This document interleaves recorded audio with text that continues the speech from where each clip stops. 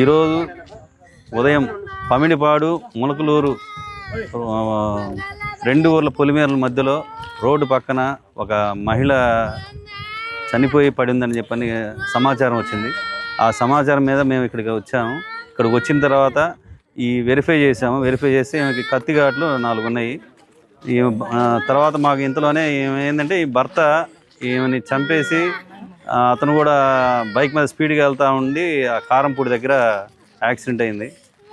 అతను కూడా యాక్సిడెంట్ అయ్యి అతను హాస్పిటల్ కూడా నర్సరాపేట తీసుకొచ్చారు. వీళ్ళిద్దరికి మధ్యలో ఇంతకుముందు గతంలో కూడా అమ్మాయికి ఇల్లీగల్ కాంట్రాక్ట్స్ ఉన్నాయంట. ఆ కాంట్రాక్ట్స్ ఉంటే పంచాయతీ జరిగింది. పంచాయతీలు జరిగి అమ్మాయి వాళ్ళ పుట్టింటికి వెళ్ళి ఉంటాం. తర్వాత రీసెంట్గా ఒక 2 నెలల క్రితం హైదరాబాద్కి వెళ్ళారు. హైదరాబాద్కి వెళ్ళి అక్కడ ఏదో హాస్టల్లో ఫుడ్ భోజనాలు వండి పెట్టేదానికి పనికి కుదిరారు ఇద్దరు. అది చూపించుకొని నిన్న 30వ తేదీ నైటు పెట్టుకురాళ్ళు వచ్చారు ఇద్దరు. 1వ తేదీ ఇద్దరు హాస్పిటల్ గ్యాస్ ప్రాబ్లం ఉంటే ఇద్దరు చూపించుకుని ఆర్ఎంపీ దగ్గర దొడ్లేరు దగ్గర ఆర్ఎంపీ దగ్గర చూపించుకున్నారు. మళ్ళీ ఈరోజు ఉదయం స్కానింగ్ తీయించుకోవాలని చెప్పని ఇద్దరు భార్యాభర్తలు ఇద్దరు ఇంట్లో నుంచి బండి మీద బయలుదేరారు. ఉదయం 8 ఆ ప్రాంతంలో ఇంటి దగ్గర బయలుదేరారు. బయలుదేరిన తర్వాత అతను ఇక్కడికి వచ్చి ఆ అమ్మాయిని పొడిచి చంపేసి పారిపోయాడు. పారిపోయే క్రమంలో యాక్సిడెంట్ అయింది.